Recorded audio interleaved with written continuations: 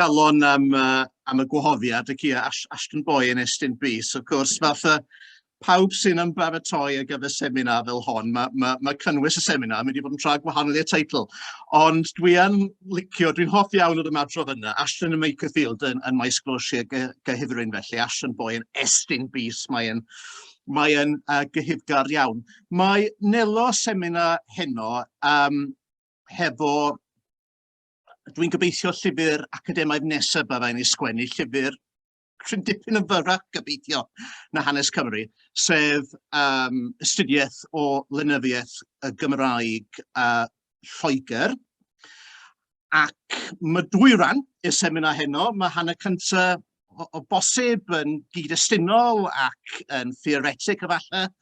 A wedyn dwi yn teimlo, da chi'n gwybod, da ni fwy blynedd mewn i bandemig, da ni eisiau bod yn garedig hefo'n gilydd. Felly dwi ddim yn mynd i bwrw ymlaen yn theoretic am hanner 100 munud. Mi fydd ail hanner y seminar yn edrych a destun bendigedig a deud y gwir, dyddiau hyfryd gan Jenny Thomas o Benbedw. Felly bydd hynny ychydig bach yn sgafnach o bosib ac yn edrych ambell i theori yng nghyd-destun darn o waith llynyddol go iawn. Ond o'n i wedi meddwl heno, gan mod i wedi cael y gwahoddiad, ac mae'n fraint cael y gwahoddiad, i roi papur heno gebron y ganolfan. Dwi'n meddwl byddwn ni'n cychwyn, of course, hefo Edward Annwyl, gan bod ni yn maes astudiaethau Celtaidd.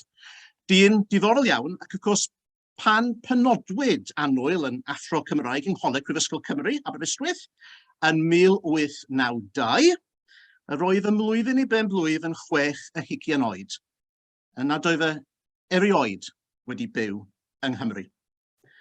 Yn ei gofiant byr ond hwyl iddo, Edward Annwyl, a gyhoeddwyd yn y flwyddyn 1972, mae Llywelyn Hughes, Cymro o Gymru, yn ceisio gwneud synwyr o awyddocad y ffaith rhyfeddol hwn.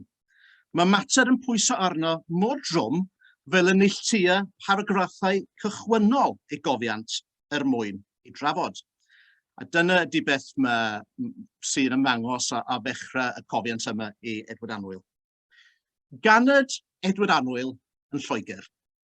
Yn Ninas Caerllion Fawr, Awst y 5, 1866. Yn Lloegr hefyd, yr Ysgwydedd.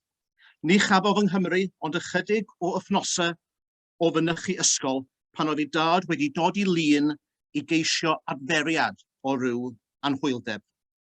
Hynny, yng Nghymru yr oedd ei galon, ac mwyn Cymru treulio ei fywyd, gan gysegru ei foniau dihafal i'w gwasanaeth yn hael ac heb fanod. Yr oedd ei reiddiau'n fwddyn yn neua'r Cymru. Teulu ei dad a hen gatra yn Sir y Fflint, a theulu ei fam o Lŷn. Ac i Lŷn y dychwelau ei feddwl yntau o bob man.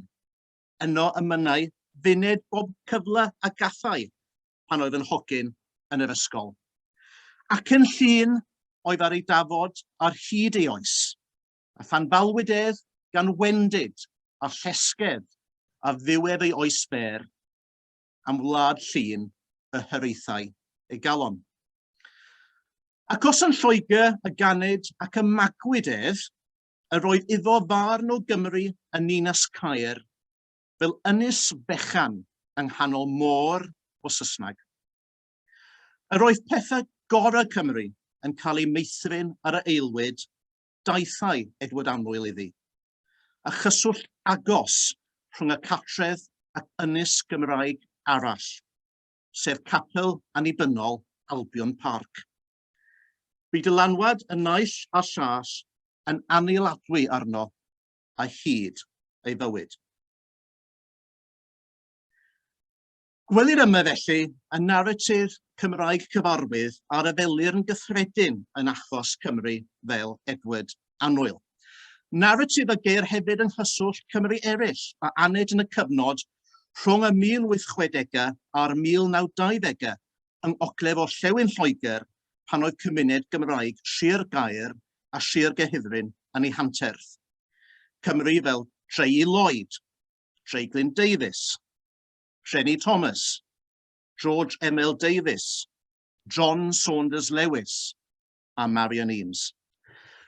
Yn y bywgraffiadau byrion ohonynt, o math o Gaer mewn cyfeilyfrau, nodir yn ddrysio gyda'n gael ei geni yn Lloegr ac yna, fel arfer, troi'r yn syth at gynefin y rhieni.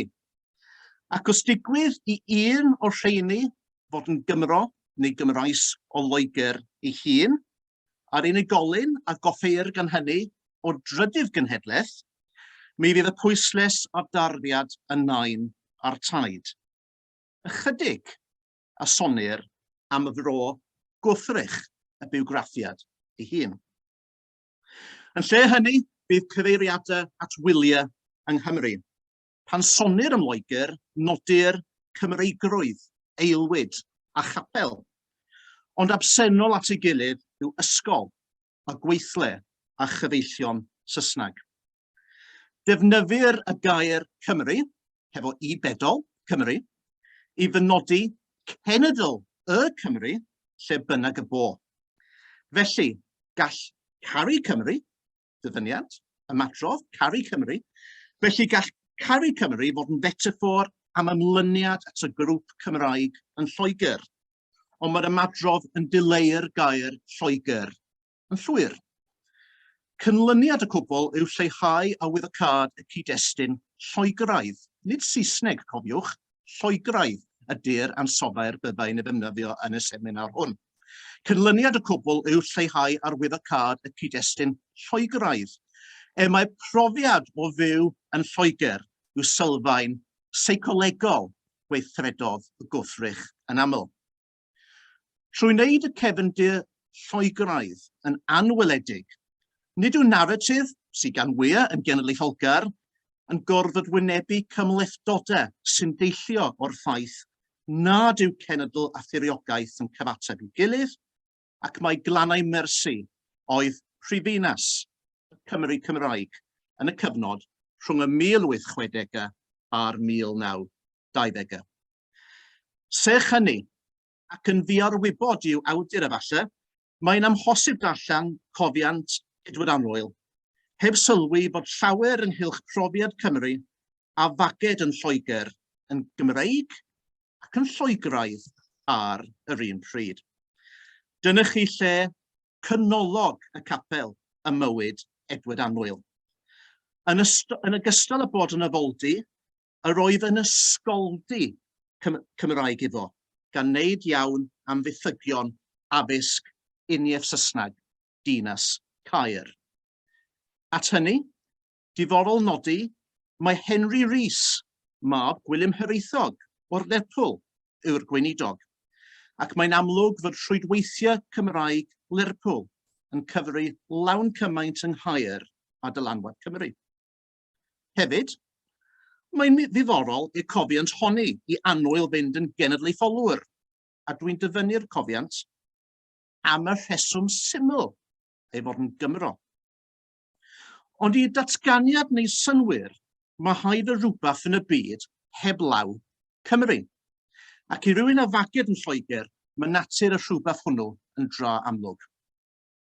Mae'n amlwg hefyd, o falle yn y cofiant, i Annwyl droi fel Saunders Lewis at genedlaetholdeb Cymreig, cyn symud i Gymru.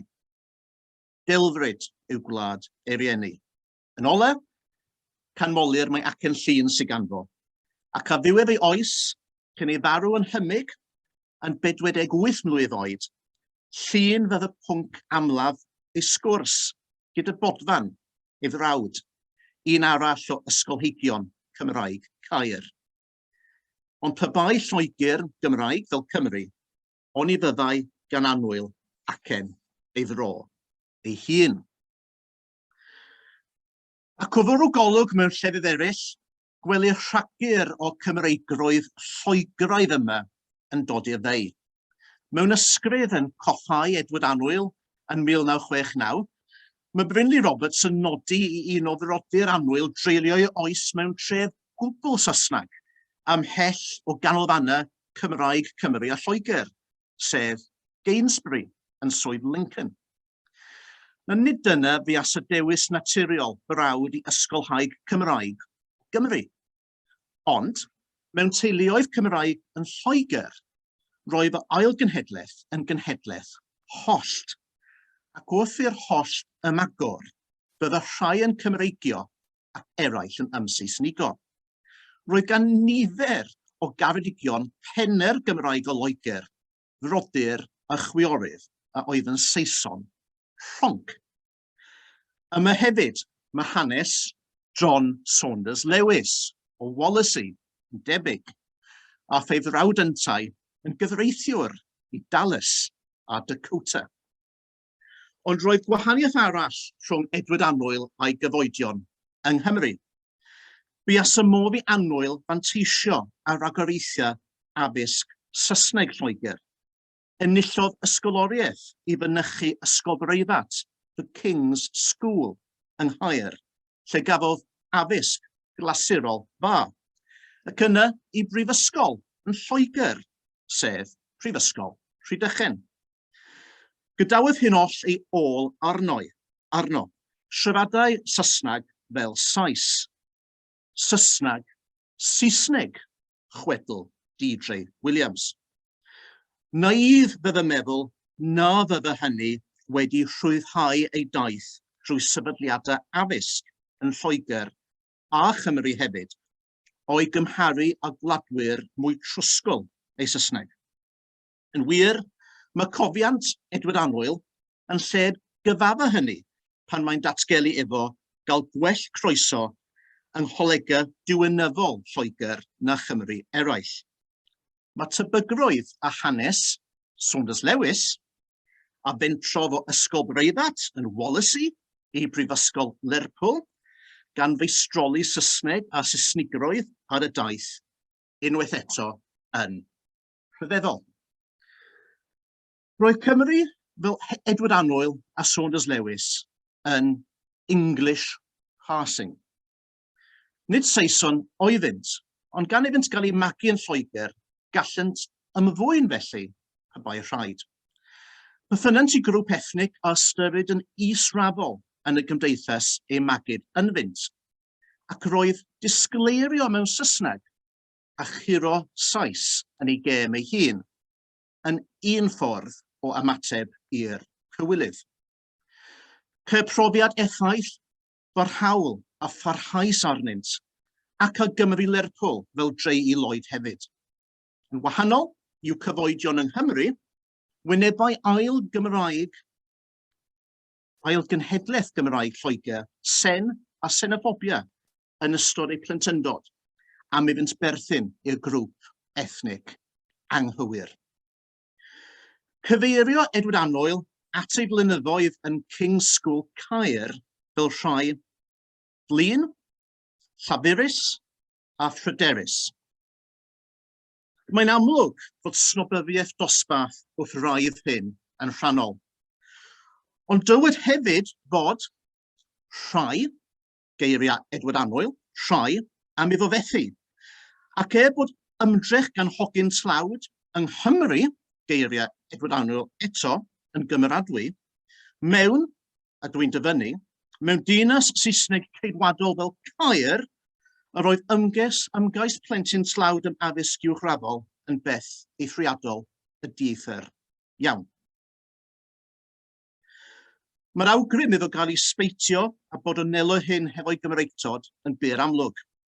Yn sicr, dyna fi dohongliad Rhinley Roberts o'i ymrwymiad ar y pryd ac wedyn i'r Gymraeg, sef iddo fod yn amddiffynfa seicolegol rhag is-rafoldeb. Casgliad mae sylwyboddion eraill wedi dod iddo yn achos Saunders Lewis a dreu i Lloyd yn ogystal. Mae eisiau dweud y gwir plaen am ymrwymiad ysgolheigion fel Edward Annwyl, dreu i Lloyd a John Saunders Lewis i'r Gymraeg ac i Gymru. Gwsafiad yn erbyn rhagfarn a xenofobia, ac i raddau hefyd yn ystod oes Victoria hiliaeth. Dyna oedd ei hymrwymiad i Gymru a'r Gymraeg a lefel seicolegol. Nid oes fawr o debygrwydd felly rhwng bod yn Gymro o Gymru a Chymro o Loegr yn y cyfnod hwn. Mae naill yn oes Victoria yn perthyn ei leiafrwydd cenedlaethol, a llall i leiafrwydd ethnig.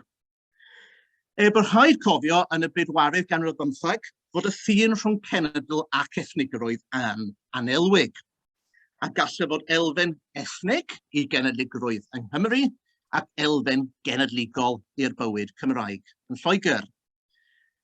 Ond ceid y niwylliant Cymraeg Lloegr yr un peth ac mewn diwylliannau llefrifol eraill, sef hunaniaeth hybrid, hollti o hunaniaeth yr ail genhedlaeth rhwng dau ddiwylliant, a ffatrwm seicolegol yn adweithio i hynny. Gweithio'r pegynnu, gellid cael Cymreictod a oedd yn reiddiedig yn hir Lloegr. Peth dibwys, chwethynllid bron, yw llinellau Cymraeg o Ashton Gaer Wigan, tredd Cymreicia maes glo Sir Gaerhirfryn, a roes daitl im dalith heddiw. Ond yn ei natur macaronic a'i cyfeiriad penodol at le, maen nhw'n hawlio un o ddroedd Lloegr a gyfer Cymreictod hybrid, gan drymgwyfo'r syniad mae iaith Cymru yn unig yw'r Gymraeg. Ashton yn estyn bys, gan holi, a'i gwael a Mary yw Gwilym Morris. Dyna oedd fifyrwch a difannwch hocia Cymraeg, Ashton a ddechrau yr 20th ganrif. A dych chi'n cael yr un math o beth gan Gwilym Deidraeth, a deud y gwir, hefyd yn ei holl lliw, rhagfarnllyd ac annibyniol a sawl golwg heddiw, ond yr un math o beth gan Gwilym Deidraeth yn llawn sylwebaeth gymdeithasol am Gymreictod Lloegr mewn englynion disglair mewn gwirionadd am fywyd Cymraeg, pembedw a bwtl. A wydd y cad y cymunedau Cymraeg Lloegraidd hyn yw ei bod yn sefyll a groesffordd y Gymru Lloegr a Phrydain gyfoes. Mae'r lleoliad diwylliannol yn codi cwestiynau mawr am rhai o'n tybiaethau heddiw am genedl, wladwriaeth, cenedlaetholdeb, ethnigrwydd ac iaith. Sech hynny, dydy hi ddim yn hawdd olrhain meddylfryd yr ail genhedlaeth Gymraeg yn Lloegr. Does dim modd ei hystudio trwy gyfrwng sefydliadau, oherwydd roedd sefydliadau Cymraeg Lloegr at ei gilydd o dan reolaeth alltudion o Gymru. Ffaith sy'n codi grychyn lladmyryddion yr ail genhedlaeth a nofel Saesneg bwysig Elisa Roberts, Yntain Gymro ail genhedlaeth, yn ei nofel am Gymru Lerpwl Owen Rhys, 1894. Hyd yn oed yn sefydliadau Cymraeg Lloegr, roedd Cymru o Loegr yn y lleiafrif. Ond wrth fwrw golwg ar ei llenyddiaeth, gellir gweld ymwybod Lloegraidd Cymraeg yn ymffurfio, ac enghraifft ma hynny a deud y gwir yw Owen Rhys ei hun. Gwir y ceir peth gwiro ar y meddwl Lloegraidd weithiau yn y testunau hyn, gan y cyfansoddiad llenyddiaeth Gymraeg yn benna gyda chynulleidfa o Gymru mewn golwg. Ond mae'r amlinell yno yr un fath. Llenyddiaeth ydw sy'n rhannu rhai nodweddion a llenyddiaeth Gymraeg Cymru, ond mae cymareithau hefyd a llenyddiaeth lleiafrifoedd ethnig Lloegr. Llenyddiaeth ydw sy'n goleuo tipyn felly a trafodaethau cyfoes. Yn un peth mae'n dangos na all cenedlaetholdeb sefyg angloffon fod yn holl gynhwysol o safbwynt siaradwyr Cymraeg o leia. Mae cymunedau Cymraeg Lloegr ac yn benodol siaradwyr Cymraeg iaith gyntaf nad ydynt erioed wedi byw yng Nghymru yn cynrychioli rhyw fath o weddill i genedlaetholdeb sefyg yng Nghymru. Bod y rhan fwyaf o ddigon o lenorion Cymraeg Lloegr yn genedlaetholwyr Cymreig, ffaith sy'n ddiddorol yn fwy hun, mae bodolaeth cymunedau Cymraeg yn Lloegr yn rhoi am godi cwestiynau am genedl wladwriaethau a'i swyddogaeth. Ni olygau hynny bod rhaid ymwrthod a belfryd o Gymru annibynnol.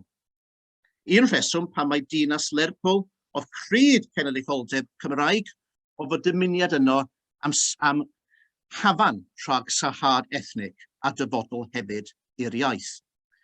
Ond mae ffaith fod cenedlaetholdeb Cymraeg yn hanesyddol mor feledus i Gymru yn Lloegr, o orsedd beirdd Ynys Prydain, o bachus goffadwriaeth, a chymdeithasau Cymraeg Llundain, i'r Association of Welsh Clergy in the West Riding of Yorkshire, i Fudiad Cymru Ddydd, ac yna i Saunders Lewis, aelod canolog yn ffurfiant Plaid Genhedlaethol Cymru a Chymdeithas y Iaith Gymraeg.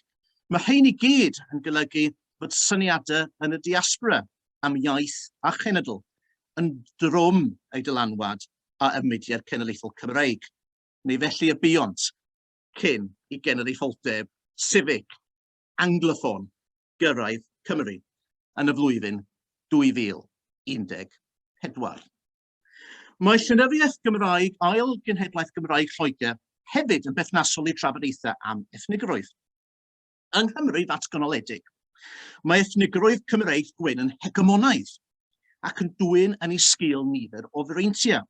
Fodd bynnag, nid yw ethnigrwydd Cymraeg gwyn yn y diaspora yn hegemonaidd ac nid yw'n ddreintiedig ac eithrio yn yr ystyr ei bod yn wyn. Yno, ceir holl o fi mewn i'r categori hegemonaidd gwyn ac mae gwahanol raddeidd o fraint a diffyg fraint o'i fewn. Mae peth yn amlwg yn yr ystyriaeth achos y bym yn ei trafod y gychwyn y falith, sef sefyllfa feiblig Edward Annwyl. Lleiafrif ethnig gwyn yn dinasoedd Lloegr o Cymru fel Annwyl. Datgela hyn ddau beth. Yn gyntaf, y manteision rhyfeddol sy'n deillio o fod yn wyn. Mae braint Cymru gwyn o Loegr o'i cyfathrebu â lleiafrifoedd ethnig eraill o Loegr nad oeddent yn wyn yn brawdd fod white privilege yn bodoli. Ni fydda Sir Edward Annwyl wedi ei dderbyn i rai o sefydliadau addysg gorau Lloegr pe bain ddyn di yn y cyfnod, neu pe bain perthyn i grŵp ethnig mwy subaltern. Ond fel yn achos nifer o leiafrifoedd gwyn eraill, awgryma profiadau beunyddiol y Cymru yn dinasoedd Lloegr nad yw'r categori gwyn yn dileu pob arwydd o ddiffyg braint o fi mewn i'r grŵp gwyn. Ac os ceir heini o fi mewn i'r grŵp gwyn o safbwynt ethnigrwydd, onid yw'n bosib hefyd o safbwynt priodoleddau eraill megis iaith. Tynged y grŵp Cymraeg yn Lloegr yw tynged grŵp iaith lleiafrifol pan nad yw'n derbyn unrhyw gymorth gan y wladwriaeth o gwbl. Ganrif yn ôl, roedd degau a degau o filoedd o siaradwyr Cymraeg a Lanamesi a gwireiddiad Cymraeg cyfan. Yn wir, y gwireiddiad dinesig Cymraeg mwyaf sydd wedi bod erioed. A beth sy'n ar ôl heddiw? Ychydig gannoedd efallai, 1000 neu fwy yn ymwyaf, ac ei bod yn bwysig nodi bod ym mhob un o'r cymunedau hyn, Gaer, Llenbedw, Wallasey, Lerpwl ac Ashton yn Makerfield, Cymru, Cymraeg, ail genhedlaeth o hyd, mae rhan fwyaf erbyn hyn dros ei 10 Africian. Nid yw'r byd anglophone byth yn trafod iaith, ond mae iaith hefyd a'r gallu a'r anallu i gadw iaith yn cyfleu braint neu ddiffyg braint yn ogystal. Dengys hanes Cymru Lloegr a gall aelodau o grŵp iaith fod yn lleiafrif ac wynebu anfanteision felly, ei bod yn ddreintiedig mewn sawl peth arall. Roedd Cymru Lloegr yn ddreintiedig oherwydd gwynder, protestaniaeth a Prydeindod, ond yn anfreintiedig yn sgil iaith, anghydffurfiaeth, dosbarth, xenophobia ac ar adegau rhywfaint o hiliaeth. Mae Llenyddiaeth Gymraeg Cymru o Loegr yn ein galluogi i weld yn gliriaeth patrymau o rym, o fi mewn ac o fi allan i gategorïau cymdeithasegol cymlath megis hil, ethnigrwydd ac iaith. Wel, gyfeillion, dyna lawer iawn o siarad theoretig wedi bod. Rwan mae'r hwyl yn cychwyn yn cael droch y fwr a byddwn ni'n ysgyfynhau rhywfaint ar gyfer ail hanner y sgwrs.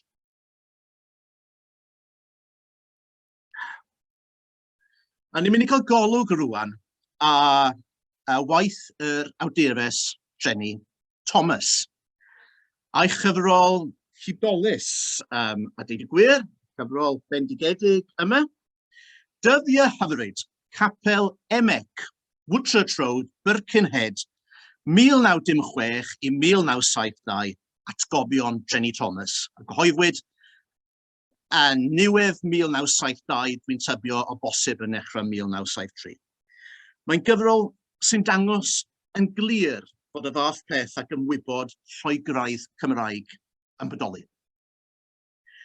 Ganed Jenny Thomas Hembedw, neu Birkenhead, fel y cyfeirio at y dre, fel pob aelod arall o'r ail genhedlaeth. Mae hynny'n ddiddorol yn fy hun yn fi. Birkenhead yn fi eithriad. Fe ganed ym Mhenbedw Birkenhead yn 1898 a symudodd i Bethesda ar ôl graddio ym Mhrifysgol Lerpwl a mwyn gweithio fel athrawes. Mae hi fwyaf adnabyddus yn Niwylliant Cymraeg Cymru oherwydd llyfr mawr y plant, ond dyddiau hyfryd yw ei chyfraniad penna i ddiwylliant Cymraeg Lloegr, ac o safbwynt cymdeithasegol a llynyddol hefyd efallai, hon yw ei champwaith. Sech hynny, nid oes nemwr ddim sôn am y gyfrol mewn unrhyw ymdriniaeth a Llenyddiaeth Gymraeg, hyd yn oed mewn bywgraffiadau o Jenny Thomas ei hun. Mae hyn yn adlewyrchu statws cymharol fustadol diwylliant Cymraeg Lloegr ochr yn ochr a diwylliant Cymraeg Cymru, wrth gwrs. Dyddiadur glasoed yn ymguddio oddi mewn i'r genre cofiant capel yw dyddiau hyfryd, ac fe'i llunwyd am fod capel Cymraeg Woodchurch Road a odre ddeheuol Hembedw ar fin cae.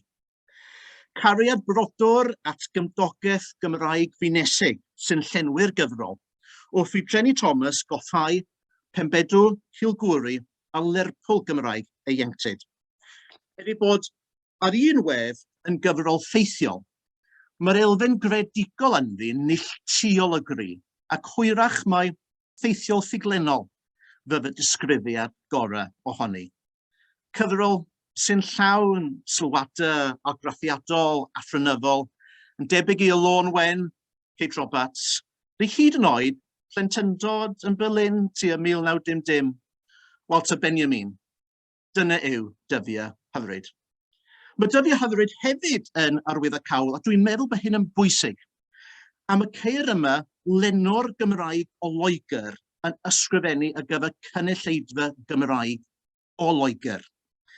Gall Jenny Thomas fod yn hyderus o gael darllenwyr Lloegraidd Cymraeg am y ceid traddodiad neilltuol o gri a lan y Mersi gan gynnwys ym Mhenbedw yn benodol, ac hefyd yn enwad Jenny Thomas y Methodistiaid Clydinaidd o gofiannau a hanesion capelu ac achosion Cymraeg. At lyfrau cyffredinol a ddechog, megis Bydyddwyr Cymreig Birkenhead 1839 i 1907, gellir ychwanegu cofiannau i gapelu Methodistaidd unigol, megis enghraifft enwog o'r ochr arall i Afon Mersi, sef hanes eglwys Emec Anfield Road, Liverpool, 1878 i 1928, ond y clasur yn ddi-os yw dwy gyfrol o didog John Hughes Morris, hanes Methodistiaeth Liverpool, 1929 a 1932, sy'n esboniadur a ddiwylliant Cymraeg Methodistiaid Calfinaidd Glanham Mersi yn ei gyfanrwydd hyd at y dyddiad hwnnw, ac mwyn ni'n trafod y gyfrol yma hefo'r cyfaill o ail genhedlaeth yn ryncon llynedd, a mae dal i cael ei fallen yn y cylchoedd cywir yn y rhan arbennig yna o'r byd. Mae yn glasur y cyfrol yna. Ac wrth gwrs mae'r traddodiad yn parhau hyd heddiw megis yng nghyfrolau niferus, Diben Rhys, ac yn benodol yn achos Hembedw, Alpha ac Omega, tystiolaeth y Presbyteriaid Cymraeg yn Laird Street, Hembedw 1916, 2006, sef hanes yr achos yr ymunoedd cynulleidfa Woodchurch Road a Gaer ar ôl i'w capel Gaer. Felly, wrth ysgrifennu yn y traddodiad swmpus yma, gall y Jenny Thomas fod yn sicr o gael cynulleidfa yn Lloegr. Nid oedd angen felly iddi hi ystumio tystiolaeth ar gyfer cynulleidfa o Gymru. Na ddeallai efallai sut beth o bywyd lleiafrif mewn dinas ac efallai gyda mwy o ddiddordeb mewn themau o Gymru. Yn dyfu a hyfryd mae Pembedew ac yn wir Lerpwl gyfan wedi ei hail greu fel metropolis Cymraeg dychmygol. Mae Lerpwl yn deyrnas Gymraeg yn ei hawl ei hun ac mae gan Jenny Thomas ddigon o hyder fel llenor credigol i ail ddyfeisio'r cofiant capel fel genre am mwyn dangos hynny.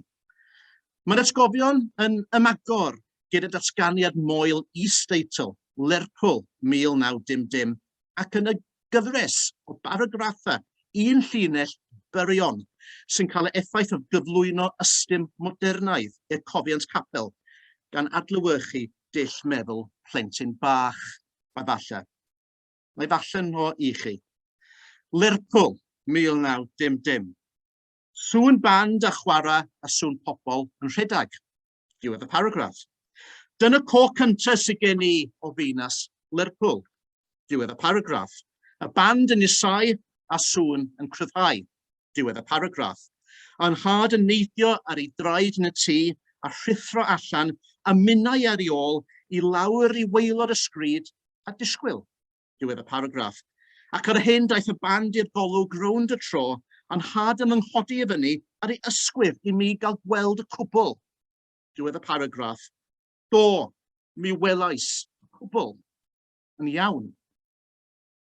Ond nid band Cymreig o hwn, ac nid y band o hop yn sicr, ond band milwrol rhai o arwyr lleol, Rhyfel y Bôr wedi dod adre. Un ohonynt yw Sir George White, amddiffynwr Ladysmith, tre a fi o dan wachau yn ystod Rhyfel y Bôr. Enid ar wyfo cawl yw hon, oherwydd mae llun o ddiwedd y gwachau, The Relief of Ladysmith, yn hongian yn ei chatra ym Mhembedew. Y peth y gofio fi'n arbennig am y llun, ysgrifennydd Jenny Thomas, oedd gweld plant, merched yn bennaf, yn cael eu hanwylo gan y milwyr Prydeinig a'i hachubodd o dre wachiedig Ladysmith yn ne Affrig. Mae llun yn cael ei serio yn ei cho am y crogau uwchben a piano. A meddwl Jenny Thomas, a syllwn arno wrth geisio chwarae tôn ar gyfer ysgol Sul Woodchurch Road.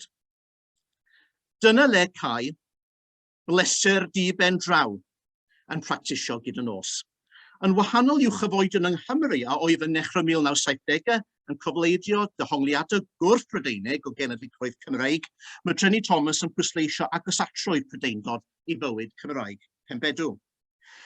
Dilynir hyn wedyn gan nifer o benodau a grathiadol 2 neu 2 tudalen sy'n dwyn i'r olwg o is-ymwybod y dre Brydeinig hon, fywyd Cymraeg swyn gyfreddol. Ceir atgof am y diwygiwr Evan Roberts yn pregethu ym Mhembedew yn 1915, lle mae Jenny Thomas yn 7 mlwydd oed yn adrodd mewn Cymraeg cwrain y pennill Gael Israel o lawr y capel. Mae y mam mewn dillad dion am fod brawd a chwaer Jenny illdau wedi ei colli i'r clefyd coch gwta fus ynghynt.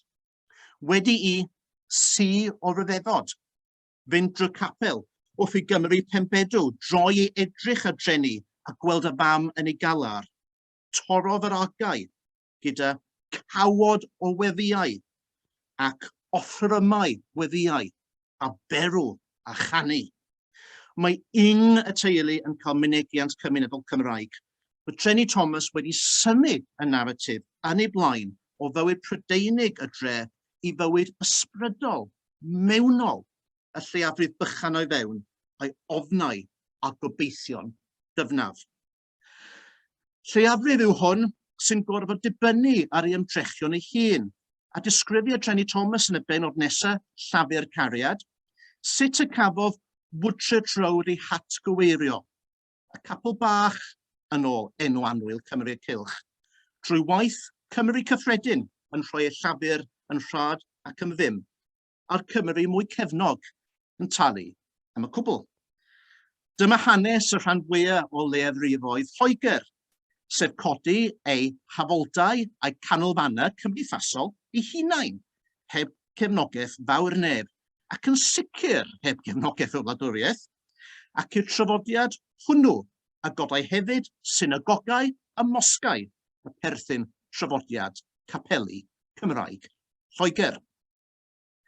Ceir pennod wedyn o'r enw sefydlu capel, ond ychydig o sylw y gaeth y sefydlu yn hytrach mae'n ymdriniaeth o sgiliau ieithyddol yr ail genhedlaeth, a'r ymgyrch barhaus i gadw'r Gymraeg a weddusau sawl a aned ac a faged yn Lloegr. Unwaith eto, nodweddir ysgrifennu Jenny Thomas gan onestrwydd. Mae hi'n canmol Parkfield, prif eglwys y Methodistiaid Calfinaidd Cymraeg ym Mhenbedw, am drefnu dosbarthiadau darllen ac ysgrifennu Cymraeg i plant y cylch. Nid yw dysgu ieithoedd cymunedol fel y Gymraeg yn digwydd mewn ysgolion Cymraeg, mewn ysgolion yn Lloegr, ac mae'r afoldy yn gorfod gwneud iawn am fethiant o wladwriaeth, a mwyn sicrhau parhad hunaniaeth y plant. Wrth gwrs, mae llawer o plant yn cicio yn erbyn hynny. Plant digon pencalad yn aml ydynt, meddwl Jenny Thomas, yng nghapelu'r treflannau Saesneg. Gatra yr aelwyd, mae mam yn disgyblu'r plant a mwyn sicrhau hefyd i ddiddod ieithyddol. Mae disgyblaeth ysgol wedi symud mewn i aelwyd a chapel. Felly, y cedwyd Jenny Thomas a'i genhedlaeth Gymru llafar. Ond ni olygu hyn fod gan Jenny Thomas unrhyw cywilydd o hybrydif ieithyddol y gymdeithas, ac yn ei dwythrwydd ansefydlog macaronic, mae rhyw fwynhad eithriadol yn perthyn i Gymraeg Mhenbedw, rhyw fwynhad o dramgwyddo ffiniau celyd, cenedl y iaith, ac yn wyldeb a hiwmor hefyd. Dyna ei disgrifiad o ŵyl San Steffan yn y capel bach, sy'n llawn i'r ymylon o walian wlyb gan chwys, a flanciau a draws y set fawr yn llwyddan y gyfer y gystadleuaeth fawr ac yn helyd ym Mhenbedw bob dolyg. Daw'r arweinydd Craig Fab o Rock Ferry i'r llwyddan gan ddechrau cellwair ac ieuenctid sy'n loetron o drws heb fod i mewn yn iaith hanner Cymraeg, hanner Saesneg y cylch. Ydych chi'n cofio'r anifeiliaid yn mynd i'r ach, yn mynd i mewn, 2 by 2? Ac ar ôl y holl hwyl diniwed yma, a'r gystadleuaeth wedi terfynu, mae Craig Fab yn troi at y plant a mwyn i gwbrio am iddynt fahafio yn ystod y digwyddiadau. Da ni gyd yn gyfarwydd efo hynny yn dan. Y rhai ohoni sydd wedi bod yn glwm o bethau fath. Dyma mae Craig Fab yn ei ddweud. Nawr, plant, dyma gystadleuaeth eich chi. Ydych chi'n barod? Y cyntaf i roi ateb cywir i mi gaeth 6 cheiniog. 6 for the right answer. Listen, what's the difference between a gardener and a Sunday school teacher? Fel saith, daeth yr ateb yn glir o llawr. One plants for holly and the other hollies for plant. Bon llefau o chwerthin a Craig Fab wedi ei lorio yn talu'r fyled. Wel, nid yw Jenny Thomas yn gwawdio. Mae iaith hanner a hanner Cymru Mhenbedw yn beth annwyl gan fi. Cymysgeb diwylliannol yw un y brif nodweddion y gymdeithas hon felly, a hyn yn creu math o Gymreigtod sy'n bythynol i Lloegr neilltuol, gan fod y Cymru yno'n lleiafrif. Ond pa fath o leiafrif? Mae hyn hefyd yn cael ei achwilio gan Jenny Thomas. Mae'n gymdeithas Brydeinig fel y gwelsym yn barod. Mewn pennod arall y ddrama, mae hi'n rhoi enghraifft arall i ni o hyn. Yn 1931, llwyddanodd Eglwysi Cymraeg Lan y Mersi pasiant genhadol a ysgrifennwyd ar eu cyfer gan Cynan. Byddai darllenwyr dyddiau hyfryd yn Lerpwl a Mhenbedw yn adnabod cenhedlaeth Gymraeg fel math Lloegraidd a Lerpwlaidd o Gymreigtod, oherwydd Lerpwl oedd pencadlys genhadaeth. Ymysg pethau eraill, Lerpwl fi'n gyfrifol yn benna am yr ymdrechion yn y 1840au i sefydlu cenhedlaeth Gymraeg yn Brynia Casia. Ac yn wir, Llenyddiaeth i gapel Woodchurch Road ac un arall o gapeli Pembedw o lygfa yn y pasiant o'r enw Cars Hero.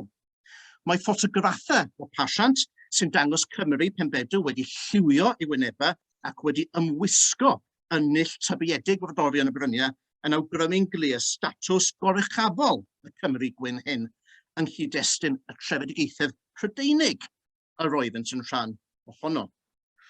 Ond os oedd i'r Cymru statws y grym fel Ewropeaid gwyn yn Asia, ni olyga hynny nad oedd gwahanol heina o fraint a diffyg braint o fi mewn i boblogaeth gwyn yn Lerpwl ei hun. Dangosau hyn yn glir mewn pennod brawychus o'r enw y Rhyfal 1914 i 1918.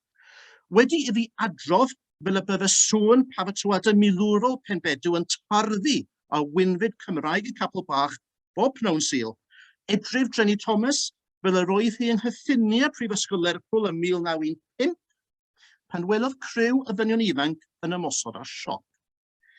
Gwyddai'n iawn beth oedd yn digwydd, wedi sifo llong y Lusatiana gan U-boat ym mis Mai y blwyddyn honno, gan ladd 1266 y deithwyr eich chriw ar ei ffaith adra o Efrog Newydd i Lerpwl, a llawer y gollwyd o Lerpwl ei hun, bu Tybysgoedd Gwrth Almeinig difrifol a Llanymesi. Dywed Jenny Thomas y bu ymosod a siopa Almeinwyr a Thrymorwyr oedd yn y cylch. Y gair Tramorwyr sy'n awyddocâl yma am fod y Cymru yn Brydeinwyr, ac eto yn siarad iaith ddieithr a'i dynodau fel grŵp a wahân. Mae'n awgrymu eto ymwysedd y Cymru fel grŵp sy'n afangos rhai nodweddion yn perthyn i'r mwyafrif, bod yn wyn, bod yn Protestannaidd, bod yn Brydeinwyr, a rhai priodoleddau a allai ei dynodi fel lleiafrif ethnig, ac o bosib fel gelynion. A weld y helynt yn Lerpwl, mae Jenny Thomas yn rhithro adra yn llawn gofid ynghylch beth all fod y gweill yno. Mae disgrifiad o terfysg ym Mhembedw ar ôl cyrraedd yno a ofyn dir y fawr yn barodd hyn ei Cymru yn werth ei ddiddynu a mi fe'n awgrymu'n glir a'n sicrwydd seicolegol y Cymru fel lleiafrif a Llanymesi. Ei bod yn Brydeinwyr ac ena a fi iddynt gael ei targedu ei hunain. A mae fe Jenny Thomas fel y ganyn. Ac fel roedd yn ei pasio siop, daeth y piano allan drwy ffenestr llofft a disgyn i lawr i'r stryd gyda'i gweiddiau gorfoleddus. Dwn ni ddim sut y geihei fes ei gatra. Ond gwn fel pawb yno mewn stad o ofyn mawr a minna i'w canlyn. Roedd amryw y siopa yn y cyffiniau yn nwylo Almeinwyr, siop y Crydd, drws nesaf i siop Trevor Jones y Blaenor, siop Lefrith tu draw i siop yn Had, a siop Billad Merched wrth ymyl a Capel Bach, beth amdanyn nhw a beth amdano ni. Roeddwn ni'n byw mewn fflat uwch ben y siop, ac os bydd y dorf yn dechrau darnio siopa, doedd wybod pwy arall fysyn ei chael hi. Ni, efallai, am ein bod yn siarad iaith wahanol. Ac wrth rando, clywem sŵn y malu a'r gweiddi o bell o gyfeiriad y Capel Bach, siop Miss Benedy yn ei chael hi, mae'n siŵr, a Katie Morris o'r capel yn gweithio yno. Dyw ar gwaredo, be ddaw ohonom. A be ddaeth? Ond y glaw. Yn ôl y hanes, diangodd y trymorwyr o'i siopa cyn i'r dyrfa ei dal. Ac ni ddaethant yn ôl ei dre.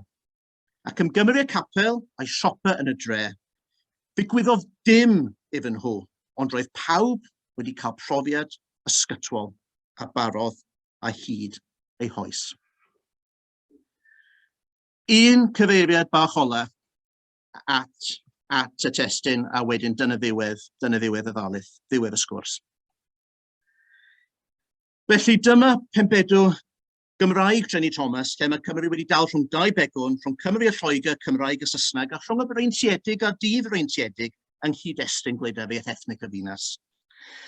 Byddai llawer fel Edward Annwyl yn ceisio cyfannu'r deifydolrwydd trwy bwysleisio ei hymlyniad wrth yr ochr o ffrymedig, sef y Cymru Cymraeg, iddynt wneud hynny trwy symud i Gymru, ac ymgyrchu'n rwyd dros y iaith yno yn hytrach nag yn Lloegr ei hun.